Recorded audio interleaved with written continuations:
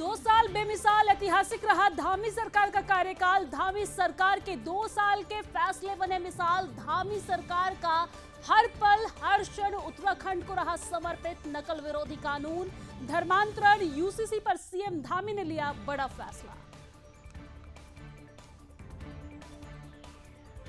उत्तराखंड में पुलिस प्रशासन अलर्ट। होली मेले और चुनाव को लेकर प्रशासन सतर्क। एडीजी ने अधिकारियों को चेक पोस्ट पर अतिरिक्त सतर्कता बरतने के दिए निर्देश। देवभूमि में लोकसभा चुनाव की तैयारियां तेज। जिला अधिकारी हिमांशु खुराना ने चुनाव को लेकर दी जानकारी। उत्तराखंड में 5 सीटों के लिए 19 अप्रैल को होगा मतदान। दिव्यांगों के लिए रहेगा खास इंतजाम। यूसीसी पर सीएम धामी का बड़ा बयान। कहा जल्द लागू होगा यूसीसी।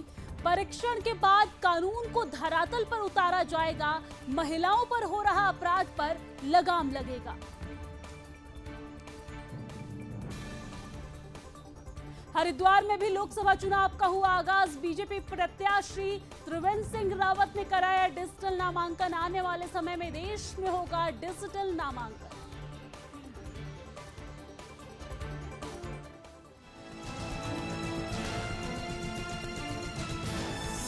आप देख रहे हैं सुदर्शन न्यूज।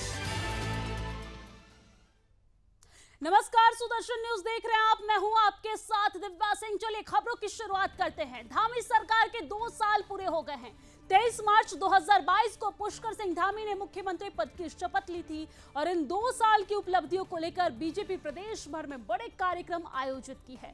प्रदेश सरकार के 2 साल के कार्यकाल पूर्ण होने पर देशवासियों के साथ साथ प्रदेशवासियों ने सीएम पुष्कर सिंह धामी को बधाई दी है और जिसके लिए सीएम पुष्कर सिंह धामी ने सभी का आभार भी व्यक्त किया है। इन 2 सालों में सीएम पुष्कर सिंह धामी के कई बड़े फैसलों से देश ने एक अलग देश में सीएम पुष्कर सिंह धामी ने छाप छोड़ी है। देखिए खास रिपोर्ट।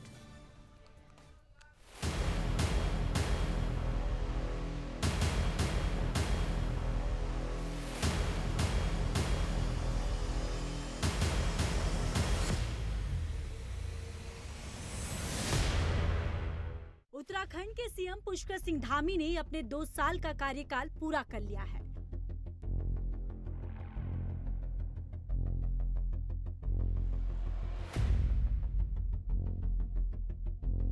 बता दें कि सीएम धामी एक ऐसे सीएम हैं जो हमेशा चर्चाओं में रहते हैं।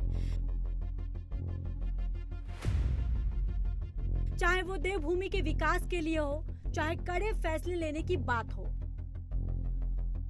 इन सभी में सीएम धामी का नाम शामिल है। इन 2 सालों के कार्यकाल के दौरान सीएम धामी तमाम चुनौतियों के बीच कई बड़े फैसले लिए हैं। धामी सरकार के कुछ फैसले तो दूसरे राज्यों के लिए मिसाल साबित हुई हैं।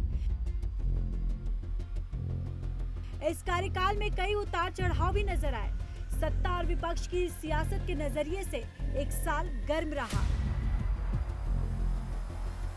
फिर सीएम धामी 2023 मार्च को दोबारा सीएम पद की शपथ ली। वही इस कार्यकाल में धामी सरकार ने कई बड़े कदम भी उठाए। धर्मांतरण कानून, नकल विरोधी कानून, समान नागरिक संहिता यानी कि यूसीसी विधेयक जैसे बड़े फैसले लिए, जिसके लिए पार्टी हाईकमान समेत पीएम मोदी समेत बड़े दिग्गजों से शाबाशी भी मिल चुकी है। मुख्यमंत्री पुष्कर सिंह धामी ने कहा कि सरकार जनता के भरोसे पर खरा उतरने की कोशिश कर रही है। उन्होंने प्रदेश सरकार के 2 वर्ष का कार्यकाल पूरा होने पर प्रदेशवासियों की तरफ से उन्हें दिए जा रहे आशीर्वाद और सहयोग के लिए आभार व्यक्त किया। उन्होंने कहा कि प्रदेश के इतिहास में ये पहला अवसर था कि किसी सरकार को दोबारा जनता ने अपना आशीर्वाद दिया हो। बीजेपी चुनाव मीडिया सेंटर में पत्रकारों से वार्ता कर अपनी उपलब्धियां भी गिनवाई। उन्होंने उत्तराखंड राज्य निर्माण के सभी बलिदानियों और राज्य आंदोलनकारियों को श्रद्धा पूर्वक नमन करते हुए कहा कि पूर्व प्रधानमंत्री भारत रत्न स्वर्गीय अटल जी ने उत्तराखंड बनाया था, जो देश के यशस्वी प्रधानमंत्री नरेंद्र मोदी इसे संवारने का कार्य कर रहे हैं। प्रधानमंत्री नरेंद्र मोदी जी का उत्तराखंड से विशेष लगाव किसी से छुपा हुआ नहीं है। उनके मार्गदर्शन में उत्तराखंड तेजी से विकास की ओर अग्रसर हो रहा है। प्रधानमंत्री जी के नेतृत्व में आज भारत की शक्ति और सामर्थ्य को पूरा विश्व देख रहा है। ये भारत की बढ़ती शक्ति का परिणाम है कि भारत को G20 की अध्यक्षता मिली। उत्तराखंड को भी G20 की 3 बैठकें आयोजित करने का अवसर मिला। इस राज्य की समृद्ध सांस्कृतिक विरासत को देश और दुनिया में पहचान मिली है। मुख्यमंत्री ने कहा कि प्रदेश में आकर्षक नई पर्यटन और फिल्म नीति बनाई गई है। मुख्यमंत्री ने कहा कि प्रधानमंत्री के नेतृत्व में उत्तरकाशी जनपद की सिलक्यारा सुरंग में फंसे 41 श्रमिकों का सफल रेस्क्यू ऑपरेशन करवाया गया। उत्तराखंड ग्लोबल इन्वेस्टर समिट 2023 राज्य में भारी निवेश जुटाने में कामयाब रहा। उन्होंने कहा कि हमने चुनाव से पहले प्रदेश की जनता से समान नागरिक संहिता का वादा किया था और जनता जनार्दन से हमने भरपूर आशीर्वाद भी मिला। समान नागरिक संहिता विधानसभा से पारित कर इसे राष्ट्रपति की भी स्वीकृति प्राप्त हो गई है। तो पूर्ण रूप से कह सकते हैं कि धामी सरकार ने 2 साल के कार्यकाल में बड़े और ऐतिहासिक फैसले लिए हैं। धामी सरकार ने नकल विरोधी कानून, धर्मांतरण कानून और यूसीसी को लेकर ऐतिहासिक फैसले लिए। धामी सरकार के नेतृत्व में प्रदेश की महिलाओं को सरकारी नौकरियों में 30% आरक्षण का कानूनी अधिकार दिया गया है। राज्य में सरकार भूमि पर अवैध अतिक्रमण के खिलाफ भी सख्त कदम उठाए जा रहे हैं। साथ ही धामी सरकार 2 साल का कार्यकाल हर पल हर क्षण उत्तराखंड को समर्पित रहा। सुदर्शन न्यूज से प्रीति झा की रिपोर्ट।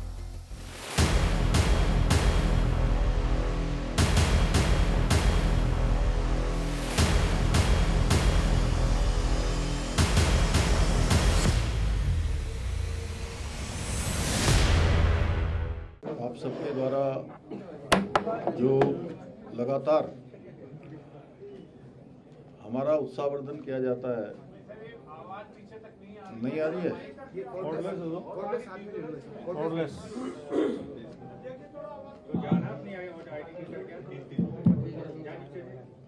आज जो राज्य की निर्वाचित सरकार, जिसको उत्तराखंड की जनता ने किसी उत्तराखंड स्थापना के बाद ये पहला अवसर है कि जब राज्य के अंदर एक मिथक टूटा और एक परिपाटी बदली, एक नया इतिहास उत्तराखंड की देवतुल्य जनता ने बनाया। किसी भी राजनीतिक दल को लगातार दूसरी बार एक कंटिन्यूअस प्रोसेस में सेवा करने का अवसर प्रदान किया। उसकी पूर्व संध्या, मतलब 2 वर्ष होने की उसकी पूर्व संध्या है। इस अवसर पर हमारे बीच में हमारे पार्टी के प्रदेश अध्यक्ष आदरणीय महेंद्र भट्ट जी, हमारे बहुत वरिष्ठ नेता, राज्यसभा के सांसद, राष्ट्रीय कोषाध्यक्ष आदरणीय नरेश बंसल जी, आदरणीय आदित्य कोठारी जी, हमारे प्रदेश महामंत्री श्री मनबीर जी, मीडिया के प्रमुख, और यहाँ पर हमारे सभी प्रवक्तागण हैं, पार्टी के हमारे सभी वरिष्ठ दायित्वधारीगण हैं, अनेक पदाधिकारी हैं, और आप सब बंधुओं का मैं आज इस अवसर पर अपनी ओर से बहुत स्वागत करता हूं।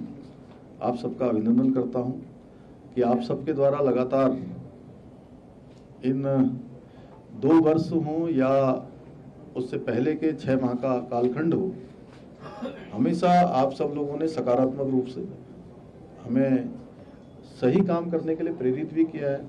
कहीं कहीं आपने हमें समाचारों की दृष्टि से, अन्य बातों से, व्यक्तिगत सुझावों के माध्यम से अनेक सुझाव भी आप सबके बीच में से लगातार मिलते रहे हैं। भाइयों बहनों, मेरे मीडिया के सभी मित्रों, मैं आप सबसे कहना चाहता हूं, आपका धन्यवाद मैं इस रूप में भी करना चाहता हूं कि आपने देखा होगा उत्तराखंड राज्य स्थापना के बाद पिछले अगर 2 वर्षों का कालखंड देखेंगे तो 2 वर्षों के कालखंडों में जहां अनेक उपलब्धियां राज्य को हासिल हुई हैं, वहीं अनेक चुनौतियों का भी सामना करना पड़ा है। अनेक चुनौतियां हमारे सामने आई, चाहे वो जोशीमठ की आपदा हो, चाहे वो सिलक्यारा टनल का मामला हो, या चाहे इन चुनौतियों को हमने उत्तराखंड की देवतुल्य जनता के आशीर्वाद से, हमारे प्रधानमंत्री आदरणीय मोदी जी के आशीर्वाद से, उनके मार्गदर्शन में उन चुनौतियों को काम करते हुए उनमें हमको सफलता मिली। और बहुत सारे जो चुनौतीपूर्ण विषय थे, उन विषयों पर भी हम आगे बढ़े और निर्णायक रूप से आगे बढ़े। बहुत सारे हमने सख्त निर्णय भी लिए, सख्त कानून भी हमने बनाने का काम किया है उस दृष्टि से। और तीसरा कि हमने देवभूमि उत्तराखंड में होली और आगामी मेले को लेकर कार्यक्रम को लेकर पुलिस प्रशासन सतर्क मोड पर है और जिसके लिए प्रशासन की तरफ से हर जगह चेकिंग अभियान चलाया जा रहा है। साथ ही आने जाने वालों पर नजर भी रखी जा रही है। इसी कड़ी में अपर पुलिस महानिदेशक कानून व्यवस्था एपी अंशुमान ने लोगों से मेले और त्योहार के लिए सभी पुलिस अधिकारियों पर विशेष प्रबंध करने के निर्देश दिए हैं। होली से पहले उन सभी लोगों को चिन्हित करने को भी कहा गया है जो बीते वर्षों में किसी विवाद में शामिल रहे हैं। इसके अलावा चुनाव के मद्देनजर चेक पोस्ट पर अतिरिक्त सतर्कता बरतने के निर्देश भी अपर पुलिस महानिदेशक ने दिए हैं। अपर पुलिस महानिदेशक ने ये दिशा निर्देश पुलिस मुख्यालय में वीडियो कॉन्फ्रेंसिंग के माध्यम से सभी रेंज और जिला पुलिस प्रभारियों को दिए हैं। साथ ही उन्होंने ये भी कहा है कि होलिका दहन और रंग के दौरान शांति बनाए रखने के लिए विवादित स्थलों के संबंध में शांति समितियों की बैठक बुलाई जाए, मिश्रित आबादी वाले क्षेत्रों में विशेष सतर्कता बरती जाए। साथ ही उन्होंने ये भी कहा है कि 26 मार्च को चंपावत जिले में मनाए जाने वाले मां पूर्णागिरी मेले में पर्याप्त संख्या में पुलिस और पीएससी बल तैनात किया जाए। इसके साथ ही ट्रैफिक प्लान भी समय से तैयार कर लिया जाए। आपको बता दें कि एक तरफ त्योहारी सीजन चल रहा है, वहीं दूसरी तरफ चुनाव भी नजदीक है, जिसके लिए उत्तराखंड प्रशासन पूरी तरीके से अलर्ट मोड पर है। होली पर्व में जो हमारी सेंसिटिव एरियाज रहते हैं, जहाँ पे थोड़ा सा लॉ एंड ऑर्डर की सिचुएशन हो सकती है, ऐसे एरियाज़ को जो है हम लोग इनकी ऑलरेडी आइडेंटिफाइड हैं वो एरियाज़, ऐसे एरियाज़ में डिप्लॉयमेंट हम लोग बढ़ाते हैं। और होली पर्व से पहले जितने भी हमारे जो स्टेक होल्डर्स होते हैं उनके सब बैठकें भी होती हैं। वो होली के पर्व से लगभग 2 दिन पहले हम लोग मीटिंग्स करेंगे और जो हमारे सेंसिटिव एरियाज़ हैं वहाँ पे हम डिप्लॉयमेंट बढ़ाएंगे।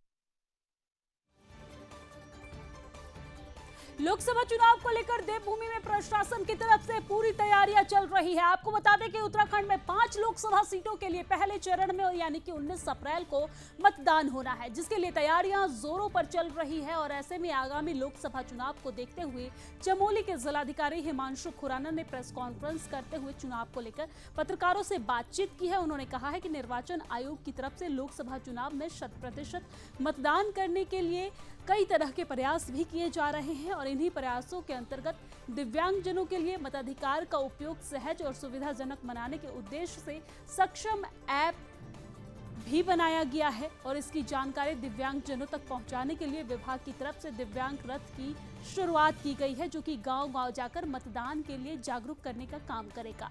साथ ही उन्होंने ये भी कहा है कि उत्तराखंड के चमोली जिले में निर्वाचन विभाग स्वीप कार्यक्रम के तहत मतदाताओं को जागरूक किया जा रहा है।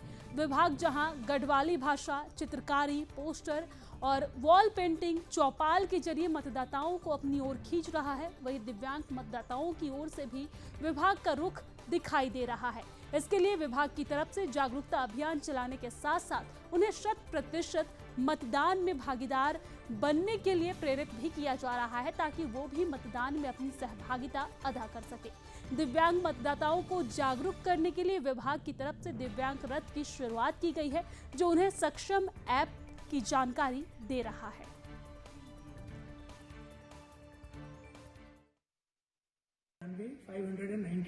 पोलिंग बूथ्स हमने चिन्हित किए हैं और लगभग 2,99,000 मतदाता चमोली जनपद की मतदाता सूची में पंजीकृत हैं। इसके अतिरिक्त मैं सभी जो हमारे चमोली जनपद के वोटर्स हैं, मतदाता हैं, उनसे ये अपील करना चाहता हूं कि जो जिनके पास भी मतदाता पहचान पत्र है और एपिक कार्ड है, वो तो अपना वोट दे ही सकते हैं जो 19 अप्रैल को मतदान होना है।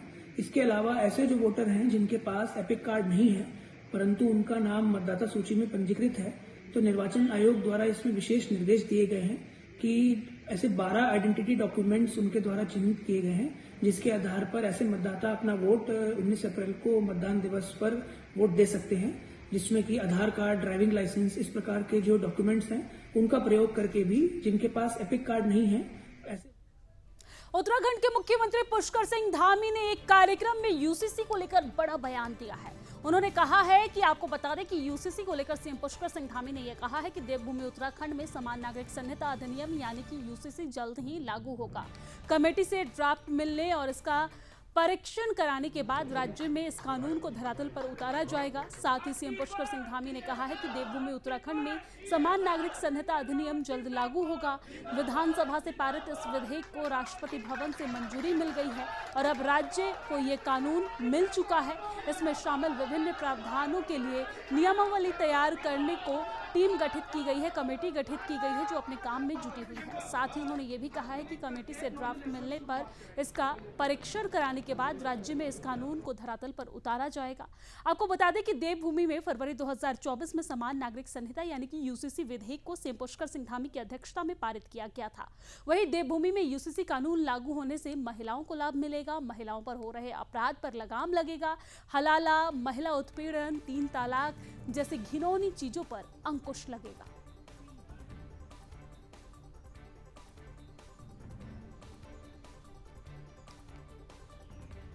पूरे देश के साथ धर्मनगरी हरिद्वार में भी लोकसभा चुनाव का आगाज हो गया है। बीजेपी के प्रत्याशी पूर्व मुख्यमंत्री त्रिवेंद्र सिंह रावत ने आज बीजेपी कार्यालय में लोकसभा के लिए अपना डिजिटल नामांकन किया है और उस दौरान त्रिवेंद्र सिंह रावत ने कहा है कि धर्मनगरी हरिद्वार मोक्षदायिनी नगरी है और यहां से डिजिटल नामांकन की शुरुआत हुई है।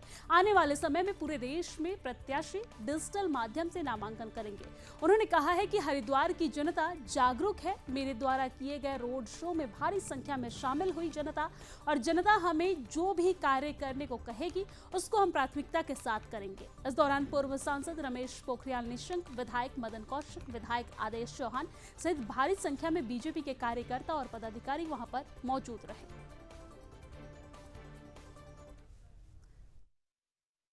हरिद्वार से और ये मोक्षदायिनी नगरी है। सप्तपुरियों में से इसका सबसे ऊंचा स्थान है, वो स्थान हरिद्वार से है। यहाँ से इसकी शुरुआत हुई है। निश्चित रूप से आने वाले समय में पूरे देश में जो भी जनप्रतिनिधि हैं अपने नामांकन के तरीके। हाँ, माननीय प्रधानमंत्री जी का अभी 3 दिन पहले फ़ोन आया था। उन्होंने कहा हरिद्वार वालों को मेरी राम राम कहना नहीं होता। जनता बहुत जागरूक है और जनता का कितना समर्थन भारतीय जनता पार्टी को है ये आपने देखा जब 16-17 तारीख को जो रोड शो हुआ था। और रोड शो कोई योजना नहीं थी, लेकिन एक स्वाभाविक रूप से रोड शो हो गया और मैं समझता हूँ कि वर्ल्ड रिकॉर्ड होगा। 175 किलोमीटर का रोड शो हुआ और हजारों लोगों ने उसमें स्वेच्छा से भाग लिया। ये विकास से सतत प्रक्रिया है और इसलिए यहाँ की जनता जो भी अपनी प्राथमिकताएं बताएगी उसके अनुसार हम डेवलपमेंट करेंगे। देखिए, मुख्यमंत्री को गिरफ्तार नहीं किया गया। कोई अपराध करता है तो पहले भी लोग जेल गए, यही तो उनको नो नोटिस में और पहले नोटिस में। हेमकुंड साहिब के लिए हेली सेवा का संचालन 25 मई से शुरू होगा, जबकि बद्रीनाथ धाम की हेली सेवा 12 मई से शुरू करने पर विचार किया जा रहा है। बद्रीनाथ धाम और हेमकुंड साहिब आने वाले तीर्थ यात्रियों को इस बार गौचर और गोविंद घाट से हेलीकॉप्टर की सुविधा मिलेगी। यह सेवा में 3 घंटे उपलब्ध रहेगी दिन भर में। नागरिक उड्डयन विभाग के मुख्य कार्यकारी अधिकारी सी रविशंकर ने बताया है कि बद्री केदार मंदिर समिति और गुरुद्वारा हेमकुंड साहिब ट्रस्ट के अनुरोध पर इन दोनों तीर्थ स्थलों के लिए इस बार हवाई सेवा शुरू करने का निर्णय लिया गया है। गौचर से बद्रीनाथ और हेमकुंड साहिब के लिए दिन में श्रद्धालुओं की भीड़ कम रहने के समय 3 घंटे तक हेली सेवा संचालित होगी। उन्होंने बताया है कि ऑपरेटर की सहमति पर 12 मई या फिर 25 मई से हेलीकॉप्टर सेवा शुरू कर दी जाएगी। उन्होंने ये भी कहा है कि यदि यह सेवा सफल रही तो इसे आगे भी बढ़ाया जाएगा। तीर्थ यात्रियों के लिए ये बड़ी खुशखबरी है।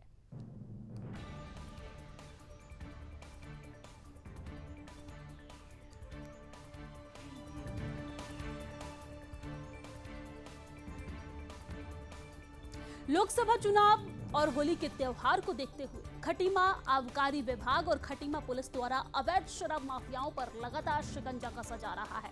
उसी के चलते जिला आबकारी अधिकारी अशोक कुमार मिश्रा के निर्देश पर खटीमा आबकारी इंस्पेक्टर लालू राम ने अपनी टीम और पुलिस के साथ मिलकर आज उत्तर प्रदेश और उत्तराखंड से लगे गाँवों में जाकर दबिश दी है, जिसमें 5 भट्टियों को नष्ट किया गया है। साथ ही 80 लीटर कच्ची शराब भी बरामद की गई है। वहीं खटीमा आबकारी इंस्पेक्टर ने कहा है कि हमको अपनी खटीमा आबकारी टीम का भी पूरा सहयोग मिलता है और आगे हमारा ये अभियान लगातार जारी रहेगा। वहीं छापेमारी के दौरान मनीष कुमार, आशुतोष तिवारी और प्रधान आबकारी सिपाही जगदीश कुमार, नितिन भारद्वाज, आबकारी सिपाही दीपक चंद, पंकज जोशी मौजूद रहे।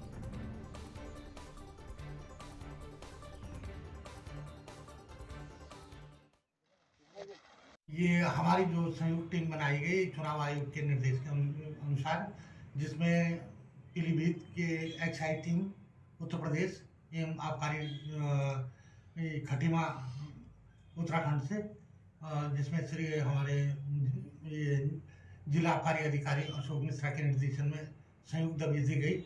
एवं दबिश के दौरान जो है कि कोई 17 मील चौकी के पुलिस भी साथ रही, जिसमें ललित जोशी जी साथ थे और साथ ही में हमारे द्वारा संयुक्त दबिश करते हुए वहाँ पे से जो 2000 किलो लगभग लहन और 5 चलती हुई भट्टियाँ को मौके पे ही उपकरण सहित नष्ट किया गया तथा 80 लीटर शराब बरामद की गई और आगे भी इसमें अभियान जारी रहेगा। हाँ, होली के मद्देनजर को रखते हुए कहीं भी अप्रिय घटना ना हो, इसको साथ लेते हुए हम जगह जगह दबिश कर रहे हैं और अभियोग दर्ज कर रहे हैं। आबकारी टीम का पूरा सहयोग रहता है। अगर स्टाफ की कमी मिलती है तो थाने से भी पुलिस की मिल जाती है। उत्तराखंड के मुख्यमंत्री पुष्कर सिंह धामी के 2 साल के कार्यकाल पूरा हो गया है। आपको बता दें कि ऐसे में खटीमा में बीजेपी कार्यकर्ताओं ने मुख्यमंत्री पुष्कर सिंह धामी के 2 वर्ष कार्यकाल पूरा होने पर चुनाव कार्यालय में केक काटकर और मिष्ठान वितरित कर 2 वर्ष कार्यकाल पूरा होने की खुशियां मनाई है। पार्टी के वरिष्ठ कार्यकर्ता महेंद्र अधिकारी के साथ पार्टी कार्यकर्ताओं ने केक काटकर सरकार के सफल 2 वर्ष कार्यकाल की उपलब्धियां गिनाते हुए पार्टी कार्यकर्ताओं के साथ खुशी मनाई है। इस दौरान सभी बीजेपी कार्यकर्ताओं ने सीएम पुष्कर सिंह धामी के ऐतिहासिक और कड़े फैसलों का बखान किया।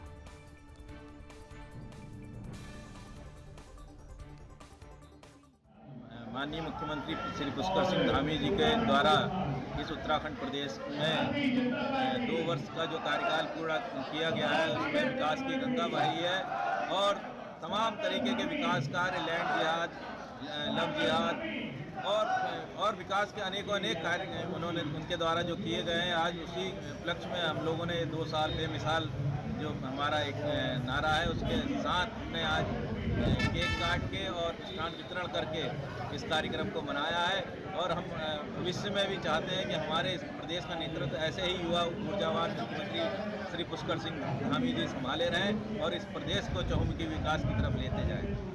मसूरी में स्थानीय लोगों की तरफ से बलिदानी दिवस मनाया गया है और उस मौके पर मसूरी के भगत सिंह चौक पर श्रद्धांजलि सभा आयोजित की गई है, जिसमें कार्यक्रम के दौरान उपस्थित लोगों ने बलिदानी भगत सिंह की प्रतिमा पर पुष्पांजलि अर्पित कर श्रद्धांजलि दी है। इस दौरान लोगों ने भारत की आजादी में उनके योगदान को याद किया है। देशवासियों को बलिदानियों की बलिदान से प्रेरणा लेने का संकल्प की जरूरत है और इस मौके पर स्थानीय लोगों ने कहा है कि भगत सिंह ने देश की आजादी में जो योगदान दिया है उसे कभी भुलाया नहीं जा सकता।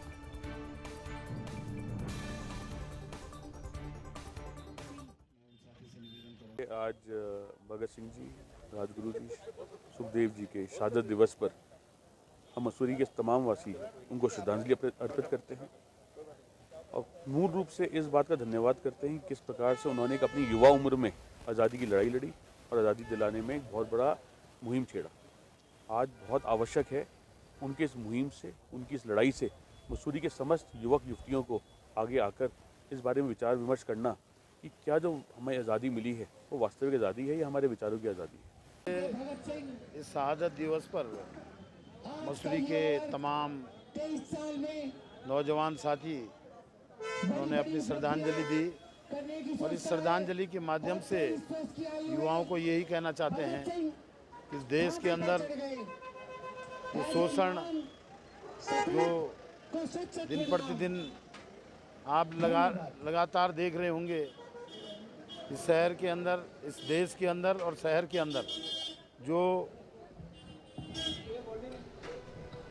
शोषण जनता के बीच हो रहा है। लोकसभा चुनाव को लेकर पूरे देश भर में तैयारियां तेज चल रही है और ऐसे में एक तरफ पुलिस प्रशासन की तरफ से चुनाव को शांतिपूर्ण तरीके से संपन्न कराने के लिए चौकसी बरती जा रही है। ऐसे में मुख्य निर्वाचन अधिकारी डॉक्टर BVRC पुरुषोत्तम ने गुरुवार को देहरादून स्थित भारतीय स्टेट बैंक के प्रधान कार्यालय में आयोजित मतदाता जागरूकता कार्यक्रम में प्रतिभाग किया है। इस अवसर पर मुख्य निर्वाचन अधिकारी डॉक्टर पुरुषोत्तम ने वोट करेगा उत्तराखंड थीम का अनावरण किया। कार्यक्रम के दौरान मुख्य निर्वाचन अधिकारी ने वहां मौजूद समस्त बैंक कर्मियों की मतदाता शपथ दिलाई है उन्हें और इस अवसर पर मुख्य निर्वाचन अधिकारी ने जागरूकता के लिए प्रयास किए जाने की बात कही है। जन जागरूकता के लिए प्रयोग की जाने वाली ATM वैन को फ्लैग ऑफ भी इस दौरान किया गया है। मतदाता जागरूकता कार्यक्रम आयोजित किया गया है। तस्वीरों में आप देख सकते हैं यहाँ पर मुख्य निर्वाचन अधिकारी भी शामिल हुए हैं। वोट करेगा उत्तराखंड थीम का अनावरण किया गया है। समस्त कर्मचारियों को मतदाता शपथ भी दिलाई गई है।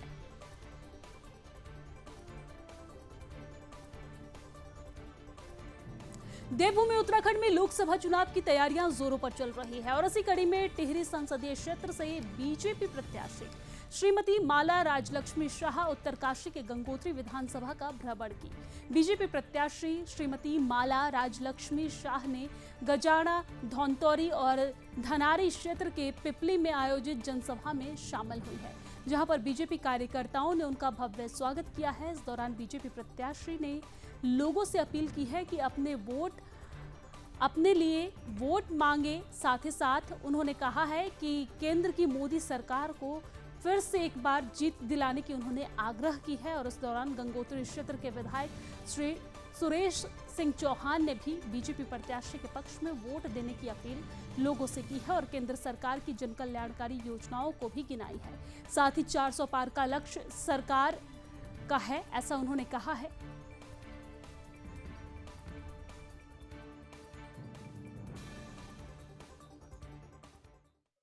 मोदी जी का बनाना है, हम सब लोग मिलकर बनाएंगे, मुझे पूरा विश्वास है क्योंकि हमारा उत्तराखंड के लिए जो काम किए पूरा देश के पूरा दुनिया में जो आदरणीय मोदी जी ने नाम किया जो विकास पुरुष है उनके लिए मुझे लगता नहीं कि कोई किसी का मन में ऐसा हो कि उनको आगे ना बढ़ाए। तो ये वोट जो है उनके लिए देश को बढ़ाने के लिए आदरणीय मोदी जी को हम सब मिलकर, ये तो बहुत खुश की बात है, दोनों दाएं बाएं मेरे साथ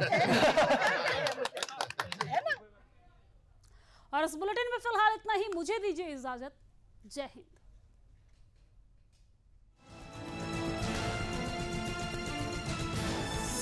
आप देख रहे हैं सुदर्शन न्यूज।